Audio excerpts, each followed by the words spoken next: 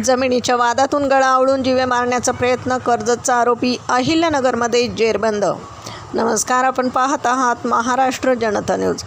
कर्जत तालुक्यातील मिरजगाव येथे जमिनीच्या वादातून तरुणावर प्राणघातक हल्ला करून फरार झालेल्या आरोपीला स्थानिक गुन्हे शाखेच्या पथकाने अहिल्यानगरमधील सावेडी परिसरातून शिताफीने अटक केली आहे. उच्च न्यायालयात सुरू असलेल्या जमिनीच्या वादातून 14 जुलै रोजी आरोपी अमोल सुभाष माने याने विशाल संपत पवार याच्या चुलत्यांना मारहाण केली होती. या प्रकरणी विशाल पवार तक्रार देण्यासाठी पोलीस ठाण्यात जात असताना आरोपीने त्यांची दुचाकी अडवून फायबरच्या दांड्याने मारहाण केली आणि गळ्यातील पंचाने गळा आवळून जीवे मारण्याचा प्रयत्न केला.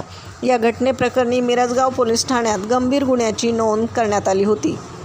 पोलीस अधीक्षक मुमक्का सुदर्शन यांच्या सूचनेनुसार आणि स्थानिक गुन्हे शाखेचे पोलीस निरीक्षक संतोष मुटकुळे यांच्या मार्गदर्शनाखाली पथकाने तपासाची चक्रे वेगाने फिरवली. आरोपी अमोल माने हा सावेडीतील मॅककेअर हॉस्पिटल परिसरात संशयास्पदरित्या फिरत असताना पोलिसांनी पाठलाग करून त्याला ताब्यात घेतले.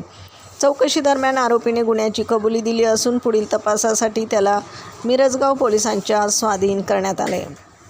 प्रतिनिधीसह महाराष्ट्र जनता न्यूज, अहिल्यानगर.